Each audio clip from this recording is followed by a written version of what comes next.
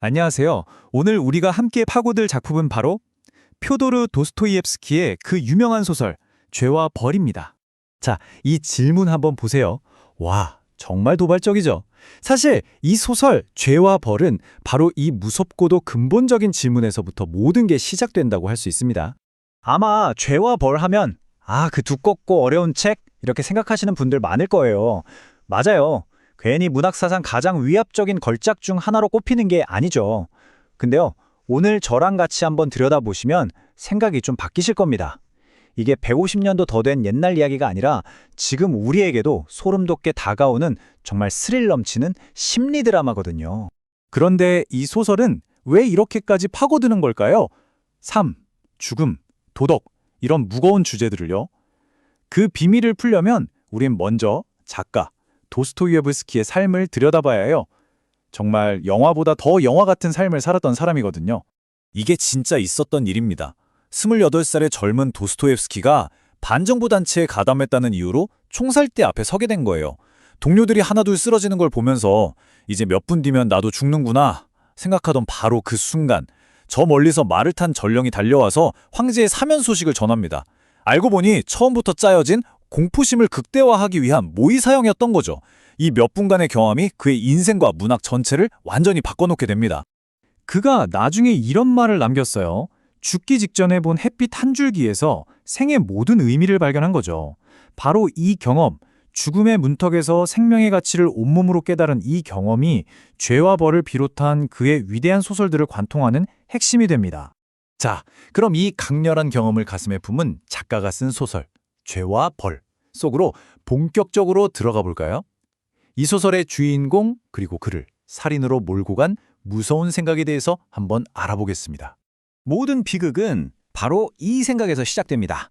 주인공 라스콜니코프의 비범한 인간 이론. 이게 뭐냐면요. 세상에는 법을 지켜야 하는 평범한 다수와 더 위대한 목적을 위해서라면 법이나 도덕 따위는 가뿐히 넘어설 수 있는 비범한 소수가 있다는 거예요. 나폴레옹처럼 말이죠. 아니 대체 왜 이런 위험한 생각을 했을까요?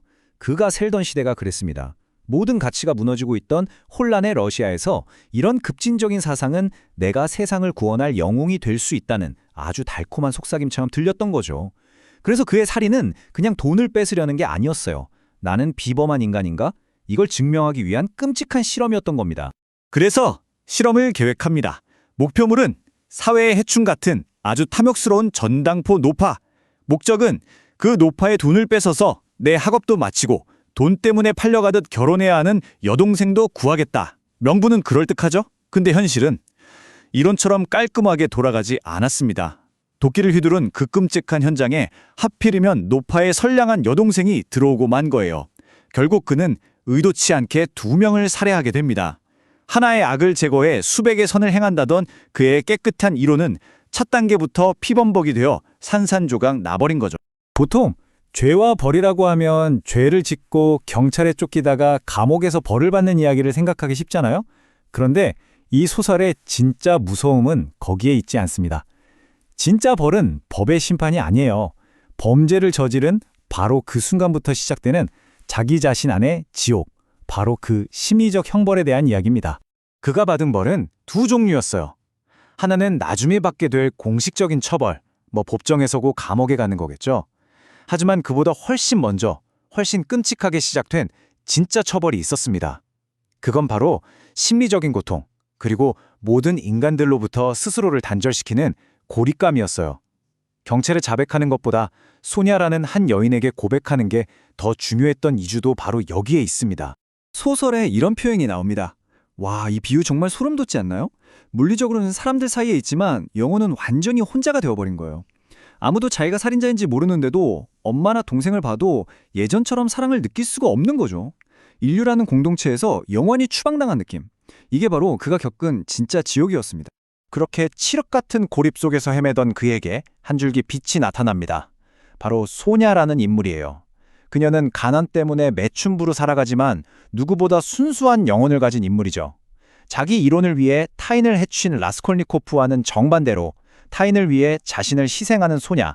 바로 이 소냐를 통해서만 그는 다시 인류와 연결될 수 있는 아주 작은 희망을 발견하게 됩니다. 자, 그런데 이야기가 여기서 끝나면 그냥 한 살인자의 심리 드라마겠죠? 하지만 도스토옙스키는 천재예요. 그는 이 라스콜니코프라는 한 개인의 이야기를 통해 당시 러시아 사회 전체가 앓고 있던 거대한 병을 진단하고 있습니다. 이제 시야를 확 넓혀서 이 소설이 어떻게 한 시대를 예언했는지 한번 살펴보죠. 소설의 시간적 배경은 1860년대 러시아, 한마디로 폭풍전야 같은 시대였습니다. 그때 러시아 사회가 어땠냐면요. 정말 벼랑 끝에 서 있었습니다. 빈부격차는 극에 달했고 사회는 둘로 쪼개져 싸웠죠. 그리고 바로 이때 온갖 급진적인 사상들이 젊은이들 사이에서 무섭게 퍼져나가고 있었어요. 중요한 건 이거예요. 라스콜니코프의 그 위험한 생각이 그냥 소설 속 주인공 한 명의 망상이 아니었다는 거죠. 그건 당시 러시아 사회를 떠돌던 유령 같은 이념이었습니다. 도스토옙스키는 이걸 본 거예요. 한 사람의 머릿속에서 시작된 이 위험한 생각이 사회 전체를 집어삼키면 어떤 비극이 일어날지, 그리고 실제로 50년 뒤 러시아는 혁명의 소용돌이에 휩싸이게 되죠. 이 소설은 그 거대한 비극의 예고편이었던 셈입니다. 그래서 이 소설이 150년이 지난 지금까지도 우리에게 경고하는 건 바로 이겁니다. 더 나은 세상을 만들겠다는 그 어떤 고귀한 명분도 사람의 목숨을 수단으로 삼는 순간 그 끝은 유토피아가 아니라 지옥이라는 것. 이건 정말 시대를 초월하는 진리 아닐까요? 자, 이렇게 죄와 벌의 핵심을 쭉 훑어봤습니다. 결국 이 모든 이야기는 처음에 그 질문으로 다시 돌아옵니다. 여러분이라면 여러분이 믿는 더 큰 선을 위해서 과연 어떤 선까지 넘을 수 있을까요? 한 번쯤 깊이 생각해 보시면 좋겠습니다. 이 질문에 대한 답을 고민하는 것, 그것이 바로 오늘날 우리가 죄와 벌을 읽는 이유일 겁니다.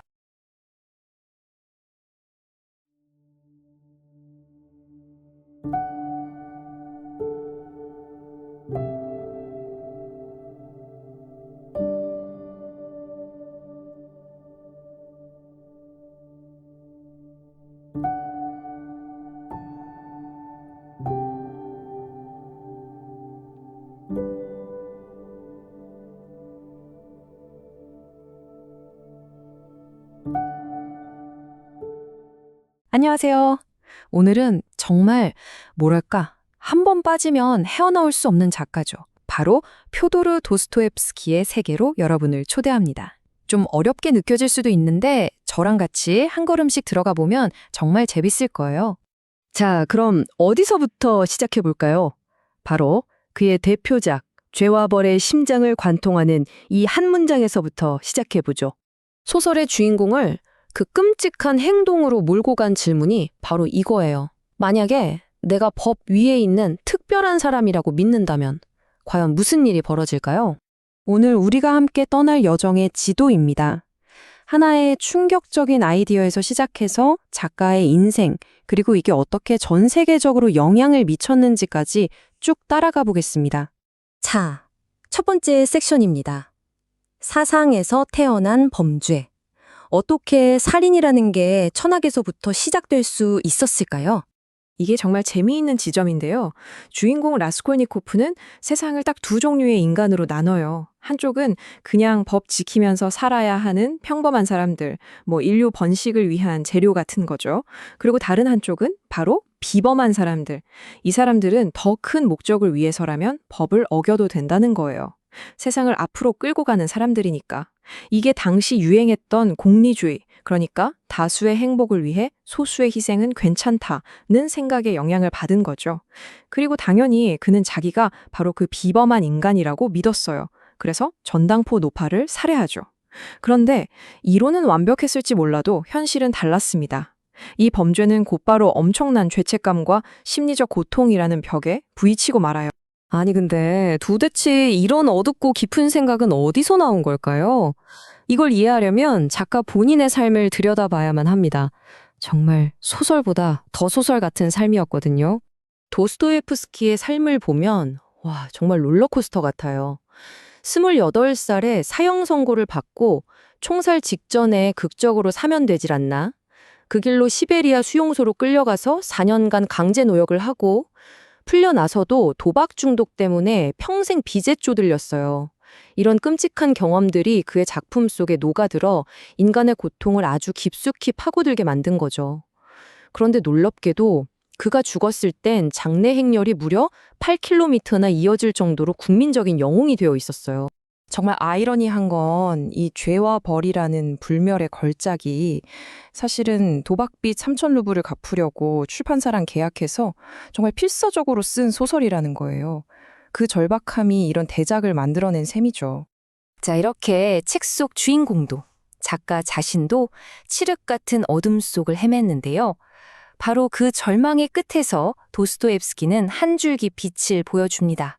바로 구원이죠. 소설의 흐름을 완전히 바꿔놓는 인물이 등장하는데요. 바로 소냐입니다. 직업은 매춘부. 사회적으로 가장 낮은 곳에 있는 사람이죠. 하지만 그녀는 흔들리지 않는 신앙과 사랑으로 가득 차 있고 고통을 함께 나누는 마음을 통해 구원, 그 자체를 상징하게 됩니다. 차가운 머리로 세상을 재단하던 주인공의 그 얼어붙은 자존심을 녹인 건 결국 소냐의 따뜻한 마음과 믿음이었어요. 이게 바로 도스토옙스키가 평생 하고 싶었던 말일 겁니다. 구원은 똑똑한 이론이나 사상에서 오는 게 아니라 한 인간에 대한 깊은 공감과 사랑에서 온다는 것. 네, 죄와 벌은 그저 시작일 뿐이었어요. 도스토옙스키는 이후로 평생에 걸쳐서 인간이 던질 수 있는 가장 궁극적인 질문들과 씨름하게 됩니다. 그 정점이 바로 그의 마지막 소설 카라마조프가의 형제들입니다. 이건 뭐 세계문학의 에베레스트라고 할 수 있죠. 세상에 악은 왜 존재하는가? 신은 있는가? 없는가? 만약 신이 없다면 인간은 무슨 짓이든 해도 괜찮은가? 인간의 삶은 무슨 의미가 있는가? 이런 엄청난 질문들을 소설 전체에 던져놓고 우리를 고민하게 만듭니다. 그런데 이렇게 위대한 작품을 남긴 작가 본인은 어땠을까요? 사실 도스토옙스키라는 인물 자체는 논란이 아주 많습니다. 평생 그를 괴롭혔던 도박 중독이나 주변 사람들을 힘들게 했던 성격은 차치하더라도 미성년자 성폭행 같은 아주 심각한 혐의에 대한 루머가 계속 따라다녔어요. 물론 그의 두 번째 부인은 악의적인 소문이라고 부인했지만요. 이런 복잡하고 어두운 면 때문에 그의 작품을 어떻게 봐야 할지에 대한 논쟁은 지금도 계속되고 있습니다. 자, 이제 좀 의외의 이야기로 넘어가 볼까 하는데요. 이 러시아 작가의 이야기가 어떻게 바다 건너 우리 한국 사람들의 마음을 그토록 깊이 울렸을까요? 아주 놀라운 연결고리가 있습니다. 여러분, 그거 아세요? 19세기 러시아 문학이 특히 도스토옙스키가 현대 한국 독자들에게 정말 꾸준히 사랑받고 있거든요. 그 시작이 바로 일제강점기였어요. 대체 왜 머나먼 나라 러시아의 이야기가 당시 우리 민족의 마음을 사로잡았을까요? 그 배경에는 바로 공유된 경험이 있었습니다. 러시아는 몽골의 지배를, 우리는 일본의 지배를 겪었죠. 이런 외세의 억압을 견뎌내야 했던 고난의 역사가 서로를 이해하는 바탕이 된 거예요. 특히 러시아의 극동 지역은 우리 독립운동의 중요한 근거지이기도 했고요. 이런 역사적, 정서적 공감대가 형성되어 있었던 거죠. 그리고 무엇보다 러시아 문학 특유의 그 깊은 고뇌와 슬픔이 바로 우리의 헌이라는 정서와 딱 맞아 떨어졌던 겁니다. 풀리지 않는 원망과 슬픔, 그러면서도 희망을 놓지 않는 이 복잡한 감정. 도스토옙스키 소설 속 인물들의 처절한 몸부림에서 우리 민족의 모습을 봤던 거죠. 자, 이렇게 한 바퀴 돌아서 다시 처음의 질문으로 돌아왔습니다. 범죄가 일어난 뒤에 우리가 내리는 벌의 진짜 목적은 뭘까요? 단순히 죗값을 치르게 하는 응징일까요? 아니면 그 사람을 다시 사회의 일원으로 만드는 교화일까요?